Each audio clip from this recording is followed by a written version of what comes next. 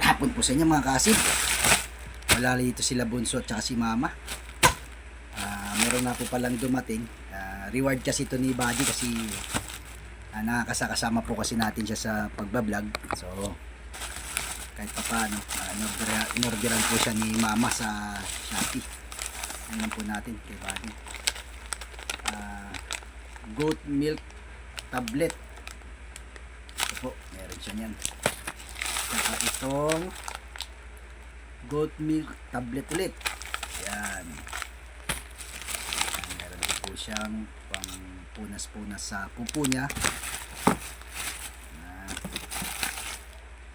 Meron din siyang alam ano to, toothbrush siguro yan.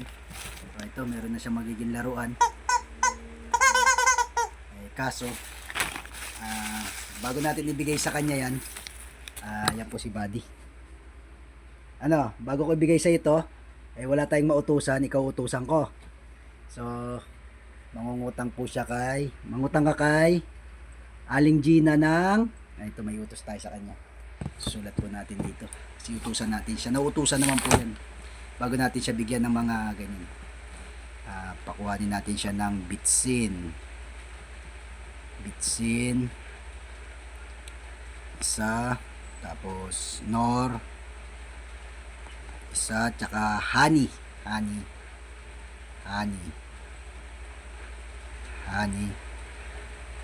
apat.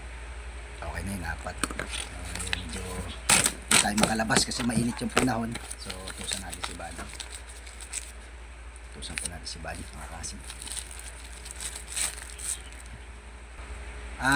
Sinulat ko po rito yung mga uutangin niya. So lalagay po natin sa leg niya. So pagbalik niya may reward po siya. Bibigyan natin yung laruan niya tsaka yung punta kay Aling Gina ha, sa tindahan. Ano mo to, kasi wala tayong mautusan, mainit panahon, hindi po tayo makalabas.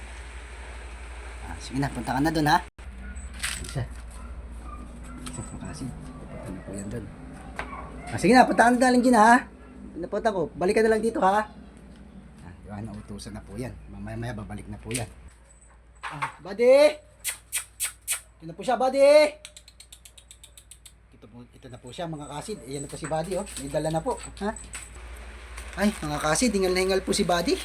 Sa layo po kasi napintahan niyang tindahan. Tingnan po natin kung tama po ba yung mga nakuha niya. Meron po siyang bitchin. Inutos natin sa kanya. 4 na honey. At saka isang nor. At mayroong may nakalagay po na sulat, si Aling Gina. Yan po. Mahaba na ang listahan mo dito. Bayad-bayad din pag may time. So kailangan natin magbayad pag may pera tayo. Ang galing ng Buddy ko, di ba? So dahil magaling si Buddy ngayon, bigyan natin siya ng regalo na treats, mga kaasid.